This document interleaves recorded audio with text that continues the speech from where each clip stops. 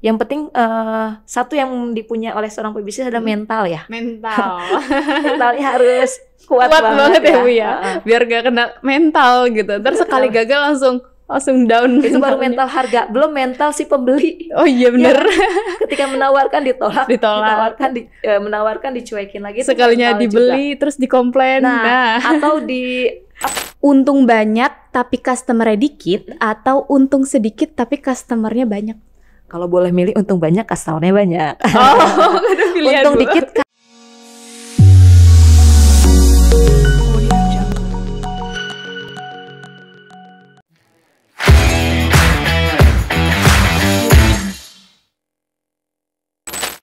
Assalamualaikum warahmatullahi wabarakatuh. Welcome back to podcast interview. Oke, di video kali ini saya sedang bersama ini seorang ibu rumah tangga, iya. Terus juga seorang pembisnis, iya. Siapa lagi kalau bukan? Please welcome Bu Jule. Terima kasih Kak Dia. Assalamualaikum Bu Jule. Waalaikumsalam Kak Dia. Sehat? Alhamdulillah sehat. Ibu sendiri gimana? Alhamdulillah luar biasa. Allahu Akbar. Alhamdulillah sehat juga ya Bu ya. Ya, alhamdulillah. Bu Jule, kalau boleh tahu aktivitas sekarang tuh lagi ngapain sih Bu? Untuk saat ini ya, ya kebetulan banyak amanah. Memang hari ini utamanya yang Kak Dia sebut ya, saya masih sebagai ibu rumah tangga tentunya dengan 3 orang putra putri, yang 2 ini sedang sekolah, yang 1 masih balita. Kemudian aktivitas bisnis masih biasa, masih sama. Saya sebagai owner dari Halal Mat Business Center Cibinong, Bogor. Kemudian saya juga masih sebagai mahasiswi aktif semester akhir pasca sarjana Universitas Indonesia. Saat ini sedang menyusun jurnal dan tesis ya. Doain ya, mudah-mudahan akhir tahun ini selesai. Amin. Dan awal tahun besok bisa diwisuda. Aduh, ini keren banget ya. Ini triple langsung kan. Ibu rumah tangga iya, terus seorang pembisnis iya, terus juga melanjutkan studinya ya Bu ya, di S2 di Universitas Indonesia juga ya Bu. Iya, di samping sini ya. Iya benar. Nah, itu gimana cara bagi waktunya tuh Bu? Sebenarnya sih tidak dibagi-bagi ya. Hari ini kita punya waktu yang sama, 24 jam. Hanya saya bisa insya Allah ya memadatkan aktivitas. Memang banyak gitu ya, banyak yang bertanya juga. Bagaimana sih cara mengatur mungkin ya manajemen waktu. Itu memang satu hal yang sangat penting Kak. Karena ketika kita tidak bisa memanage waktu dengan baik, itu waktu cepat banget berlalu. Misalnya kita pagi nih, tahu udah siang, udah sore, udah malam, udah ngapain aja gitu. Maka, dan saya juga memang belum ada ART di rumah, jadi saya full mengerjakan kerjaan rumah, dibantu suami, alhamdulillah ya. Karena memang seorang istri jika akan beraktivitas di luar pasti seizin dan ridho suami ya. Maka kerjasama itu sangat penting Kak. Misal saya bangun sepagi mungkin, mengurus keperluan anak-anak untuk sekolah. Saya pun masih antar jemput anak setiap hari, menyiapkan bekal mereka. Kemudian ketika anak-anak sekolah dan yang si kecil itu sedang main, saya gunakan waktu untuk belajar dan aktivitas bisnis. Memang belajar ini karena saya sedang menyusun, porsinya jadi lebih banyak. Alhamdulillah bisnisnya sudah settle ya. Saya juga dibantu suami dan ada karyawan. Dan alhamdulillah di bisnis HN ini kan networking syariah ya. Sekarang tahap ditinggal mengembangkan aset. Sehingga di waktu yang ada dalam satu hari ini, pagi sampai sore ya, di tengah-tengah antar jemput anak, kemudian belajar dan lain-lain, saya sempatkan untuk silaturahmi, baik itu offline maupun online. Hari ini kan digitalisasi sudah maju ya, sehingga kalaupun tidak bisa bertemu muka gitu ya, kita bisa melalui online, mau di Zoom, mau di sekedar WhatsApp atau telepon atau video call, itu banyak caranya. Yang penting esensi kita tetap silaturahmi. Dan saya menjalin silaturahmi atau kemitraan dengan banyak orang, termasuk juga ibu-ibu ya, banyaknya yang mereka memang tidak bisa lagi aktivitas atau misalkan bekerja di luar Kak. Sehingga saya mengajak mereka untuk mengambil peluang ini. Mereka di rumah tapi mengurus anak, tetapi tiap bulan mempunyai penghasilan. Nah seperti itu. Kemudian di waktu sore ke malam, saya juga sambil belajar gitu, sambil belajar juga. Nanti di ada waktu malam, selepas maghrib sampai isya fokus ke anak-anak belajar. Nanti anak-anak tidur, saya mulai belajar lagi, biasa sampai larut. Seperti itu setiap hari. Setiap hari kayak gitu. Nih buat para milenial nih yang ada di rumah nih kayak tamparan keras juga ya Bu. Soalnya banyak ya Bu, kayak anak-anak kuliah kayak cuma padahal kuliah dikasih tugas itu kayak Udah ngerasa kayak stres sendiri Iya, betul, gitu. betul. Padahal kita punya waktu 24 jam yang sama ya Bu ya. Betul. Oke, keren banget. Nah, Ibu Jula ini juga seorang entrepreneur ya Bu ya. Sudah berapa lama Bu terjun di bidang entrepreneur? Sebenarnya sih resminya resminya itu aku mulai itu ketika sambil bekerja di salah satu perusahaan otomotif di Bogor di tahun 2013. Tapi untuk memulai usaha dulu semenjak di bangku sekolah. Semenjak bangku sekolah pertama SMP. Mungkin saya cerita dulu ya. Karena ekonomi keluarga itu sangat terbatas. Bapak saya seorang supir pribadi, ibu saya seorang ibu rumah tangga, sehingga saya harus mencari tambahan ya untuk biaya SPP saya sendiri. Jadi ketika sekolah siang, saya pagi itu jualan. Di sekolah juga. Sebenarnya saya tuh tipe yang introvert person Kak. Aku nggak terlalu bisa nawarin ke teman-teman gitu ya Bu ya. Ketemu orang ngobrol gitu kayak gini akrab itu nggak bisa banget dulu. Aduh, sumpah nggak bisa. Tapi karena keadaan memaksa gitu ya, dan ya mau nggak mau gitu ya, akhirnya dicoba. Kemudian juga sempat jatuh bangun ya usaha pulsa waktu itu, server pulsa bahkan sudah besar. Alhamdulillah. Pas kemarin 2020 kan pandemi ya, sama 2020. Terlindas pandemi juga, akhirnya harus tutup. Makanya hari ini yang betul-betul settle adalah bisnis Halal Mat HNI. Seperti itu. Pas sekolah itu bisnis apa tuh Bu? Apa aja, banyak makanan, kemudian bikin-bikin kayak bros. Jasa nulis kayak aku suka bikin puisi gitu ya. Terus teman-teman yang lagi pada galau atau melo itu minta tolong. Terus saya sebagai itunya ya, bagian nulis-nulisnya gitu. Iya kayak gitu. Oh, berarti Ibu juga puitis ya Bu ya? Iya dulu. Beberapa kali ikut event lomba ya sampai di tingkat provinsi. Ya alhamdulillah sih dari situ kan ada beberapa kegiatan. Ya alhamdulillah rezeki itu ada aja seperti itu. Betul pintar rezeki juga banyak ya Bu ya di mana-mana. Nah Bu Jula boleh tahu nggak sih kayak pastinya ya Bu ada hambatan dan tantangan pastinya ya Bu ya. Itu mungkin salah satunya kayak introvert gitu juga ya Bu ya, hambatannya juga. Nah selain itu ada nggak sih Bu kayak hambatan dan tantangan yang lainnya saat terjun di dunia bisnis gitu? Baik, setiap orang pasti punya hambatan ya, tapi saya sebut itu sebagai tantangan. Karena kalau tantangan itu harusnya kita hadapi. Nah, ada dua pilihan pada diri kita ketika kita memulai bisnis. Yang pertama kita ambil peluang dan menyelesaikan semua tantangan. Yang kedua akhirnya kita menyerah. Dan ya saya ambil peluang yang pertama. Tantangannya banyak, terutama tantangan terbesar memang dari diri sendiri. Apalagi seorang introvert itu dia tidak mudah bergaul. Dia ketemu orang agak malu. Ketemu banyak orang lebih malunya. Akhirnya apa yang saya lakukan? Saya banyak baca buku-buku yang memang menunjang untuk saya itu bertumbuh gitu. Buku-buku motivasi, butuh buku-buku mungkin inspirasi dari orang-orang ya, dari orang yang sudah melakukan bisnis. Dan saya juga banyak sharing atau diskusi dengan orang yang tentunya lebih sukses, sehingga kesuksesannya akan menjadi inspirasi buat saya gitu. Nah, tantangan lainnya kalau untuk di luar, ketika kita sanggup menyelesaikan tantangan dari dalam diri kita, sifat malas, sifat ragu, kemudian gak yakin, kemudian malu juga ya, itu semua kita putus, bismillah gitu ya.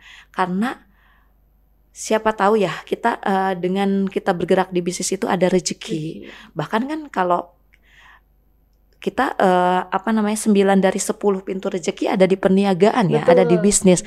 Ketika kita ambil peluang itu, insya Allah ada rezekinya. Seperti itu Kak. Oke. Berarti dari keluarga pun juga sangat support banget ya Bu sama bisnisnya Ibu? Alhamdulillah memang butuh waktu ya. Karena memang untuk di bisnis yang saat ini, Halal Mat HNI, saya mulai dari pemakai. Pemakai. Karena produknya itu saya butuhkan banget. Dulu itu saya sakit Kak, waktu kerja di perusahaan. sakit itu lama ya. Jadi kalau nggak minum obat saya sakit. Jadi harus minum obat. Jadi ketergantungan.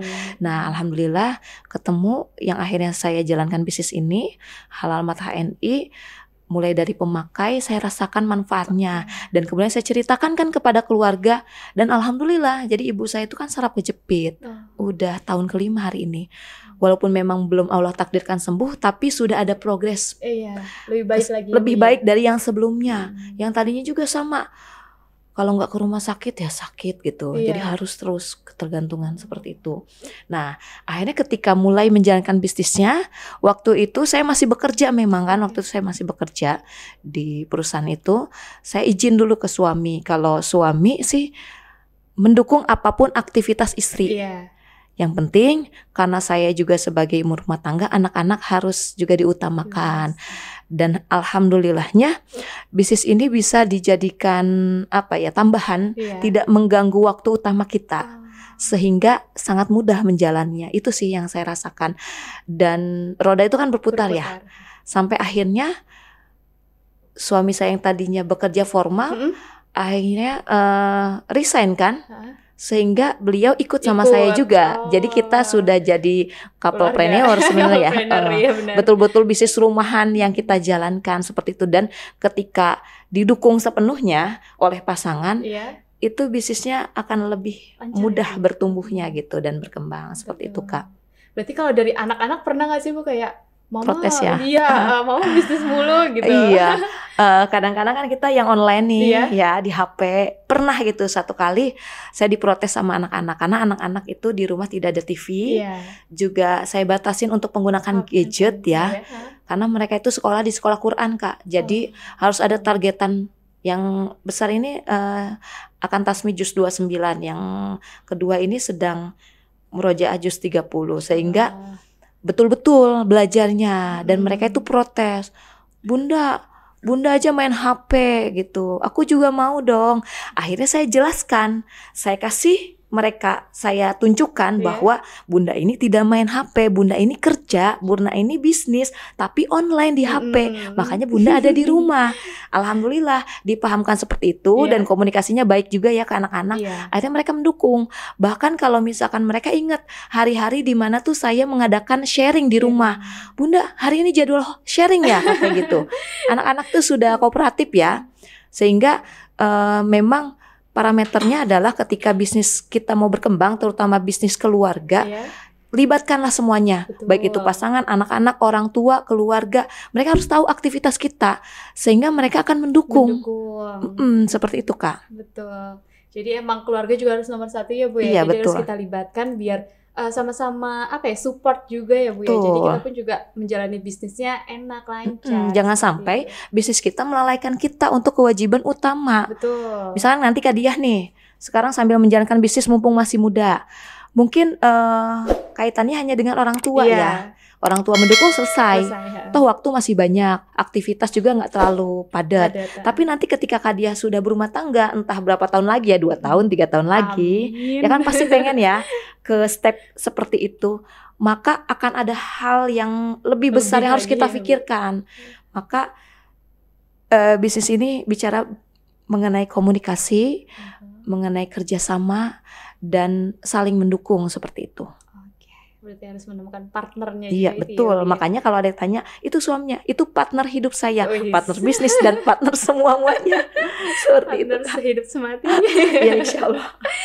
Nah, kalau misalkan sekarang ya, bukan seorang entrepreneur juga ya Bu ya. Terus juga sekarang tuh lagi ada kenaikan harga BBM nih ya Bu ya. Gimana? Tapi kan sebelumnya juga pernah ada masa pandemi ya Bu ya, yang gimana-gimana kita juga nggak bisa ketemunya langsung. Harus mau nggak mau online. Nah sekarang ditimpa dengan harga kenaikan BBM. Gimana cara Ibu kayak bertahan gitu? Survive ya? Iya, survive. Baik, di bisnis sebelumnya yang saya sebutkan itu bisnis server pulsa, kita hampir bertahan 1 tahun pas pandemi. Tapi memang tidak bisa dipungkiri untuk kita sektor UMKM yang masih menengah itu kecil ya. Itu kita sangat berdampak banget.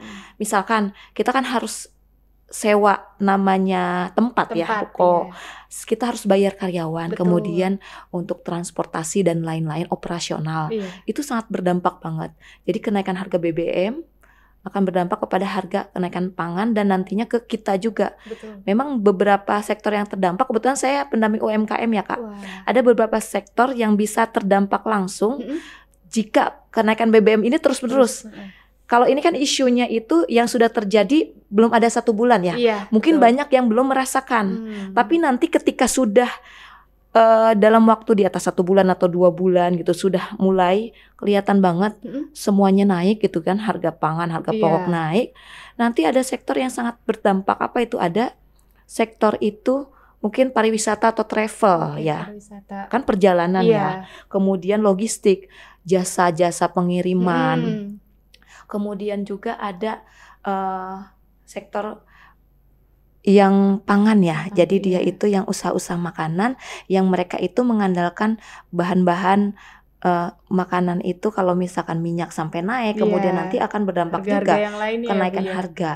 Dan di satu sisi tingkat konsumsi itu, tingkat pembelian itu jadi menurun juga Kak. Itu juga dampak juga. Mungkin mereka tidak bisa menaikkan langsung karena kompetitor banyak. Tapi bisa jadi ada yang mereka kurangi gitu ya.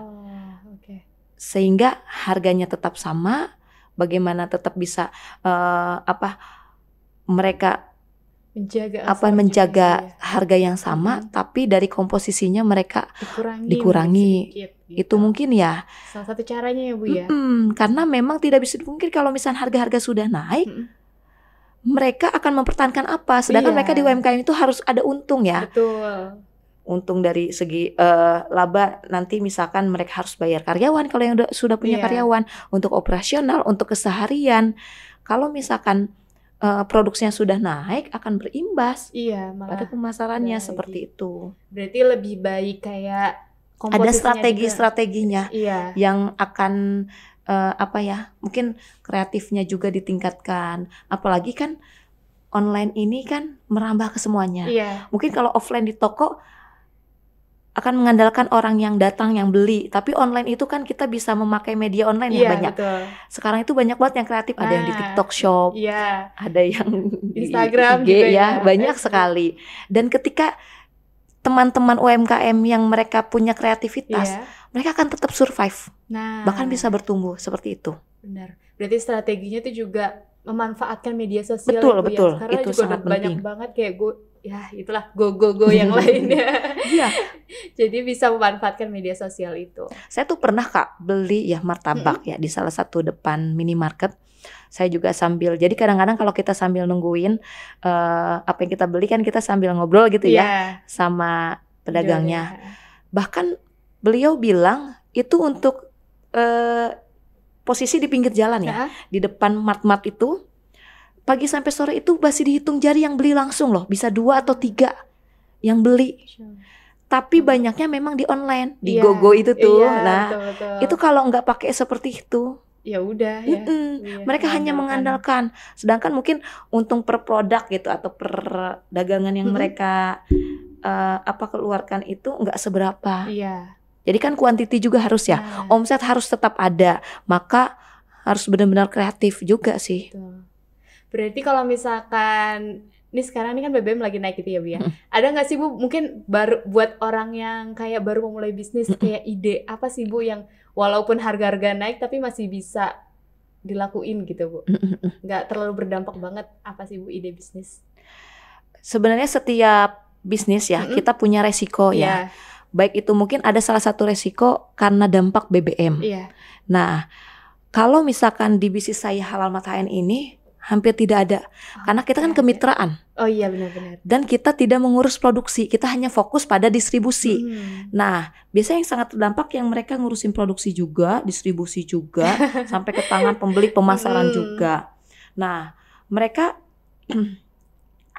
meningkatkan asetnya itu dengan cara meningkatkan jumlah, kalau misal UMKM biasa, mereka dengan cara meningkatkan jumlah reseller atau tangan kedua. Jadi mereka tidak bisa mengandalkan dirinya sendiri untuk ke end user.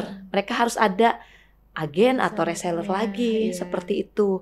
Bahkan mungkin kalau misalkan dia sistemnya itu titip ke suatu toko, tidak hanya satu toko, tapi banyak toko yang harus dia titipkan. Karena parameter sebuah bisnis yang baik adalah omset yang sehat. Kalau omsetnya udah nggak sehat, udah dampaknya kemana-mana. Iya, seperti itu. Oke. Untuk jenis usahanya, usaha apapun bisa. Yang penting satu yang dipunya oleh seorang pebisnis adalah mental ya. Mental. Mentalnya harus kuat banget ya Bu ya. Biar gak kena mental gitu. Ntar sekali gagal langsung down. Itu baru mental harga, belum mental si pembeli. Oh iya benar. Ya, ketika menawarkan ditolak. Menawarkan dicuekin lagi. Sekalinya dibeli juga. Terus dikomplain. Nah, atau ditawar ya. Iya, benar ditawar. Mental juga ya. Tawarnya habis-habisan lagi. Apalagi teman sendiri salah. Pengalaman. Oke, kita langsung ke tanya jawab cepat, Bu. Ya. Jadi nanti aku kasih ada 2 pilihan, terus nanti Bu Julia tinggal langsung pilih aja. Tapi pilih cepet A apa B gitu. Langsung dijawab aja, Bu. Nanti tapi jawabnya langsung cepet, Bu. Nggak usah mikir lagi gitu. Oke. Wow. Aduh. Deg-degan. Siap. Oke. Langsung aja pertanyaan pertama. Karyawan atau pengusaha? Pengusaha. Kenapa, Bu? Bertumbuh. Oke, bertumbuh. Kalau misalnya karyawan mungkin stuck gitu aja gitu. Oke, lanjut. Keluarga atau bisnis? Keluarga. Kenapa nggak bisnis aja, Bu? Keluarga yang utama. Bisnis tambahan. Bisnis tambahan.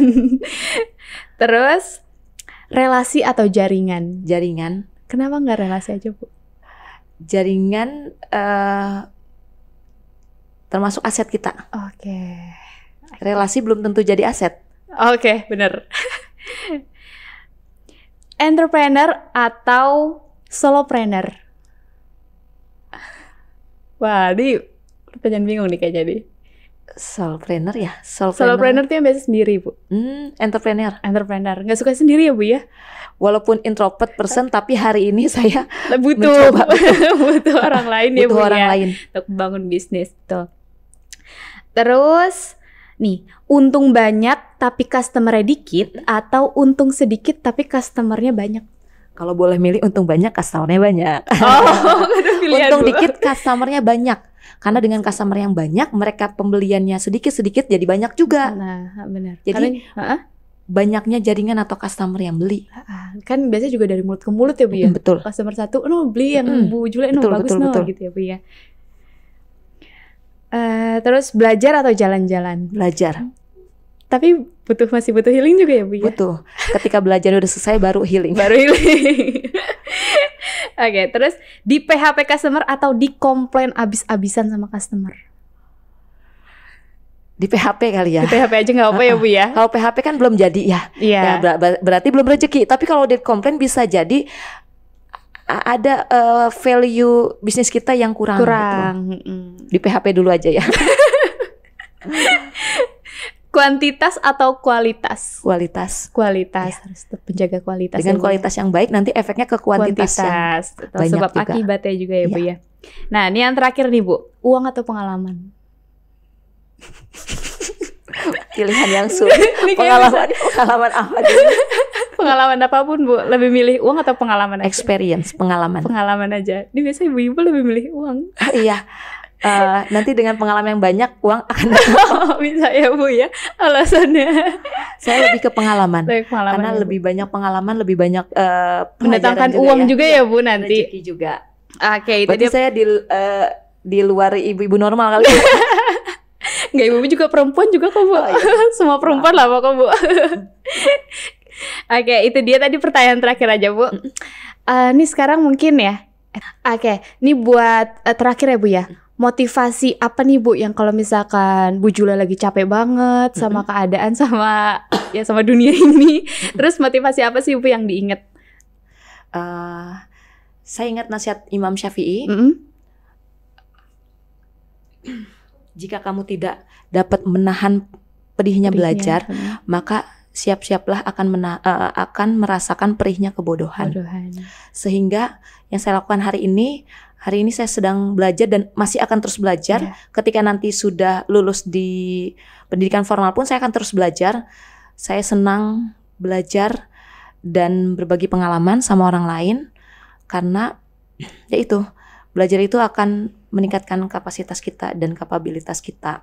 Sehingga apa yang saya lakukan hari ini insya Allah kan berdampak di kemudian hari. Seperti itu. Dan saya teringat nasihatnya Ali bin Abi Thalib radhiyallahu anhu yang menjadi motivasi buat saya. Beliau berkata, yakinlah ada sesuatu yang menantimu selepas banyak kesabaran yang engkau jalani, yang membuatmu terpana hingga engkau lupa betapa pedihnya rasa sakit. Jadi hari ini capeknya kita, sabarnya kita, lelahnya kita, yakin suatu hari akan ada masanya kita itu bahagia. Betul. Seperti itu, Kak. Roda terus berputar ya Bu ya. Betul. Kan indah pada waktunya. Amin. Oke, segitu aja. Terima kasih baik nih sebelumnya Bu Jule udah mampir ke Young Entrepreneur School Indonesia. Semoga ilmunya bermanfaat untuk sobat-sobat yang ada di rumah, dan semoga kenaikan harga BBM ini pun juga ya semoga nggak usah lama-lama ya Bu ya, biar nggak terlalu cepet stabil lagi ya. Biar nggak berdampak sama UMKM, karena kan juga UMKM ini juga suatu pilar ya Bu, pilar perekonomian di Indonesia gitu. Padahal di 2020 faktanya juga tercatat UMKM ini juga kontributor terbesar di Indonesia. Jadi semoga aja UMKM juga terus maju ya Bu ya. Gitu. Sekian podcast interview kali ini bersama Bu Jule. Jangan lupa untuk like, komen, dan share video ini ke teman-teman kamu ya. Dan jangan lupa untuk nyalain tombol lonceng di bawah ini biar kalian tidak ketinggalan video-video menarik dari channel Yes TV. Sampai jumpa di video berikutnya. Bye. Wassalamualaikum warahmatullahi wabarakatuh. Terima kasih banyak Bu Jule.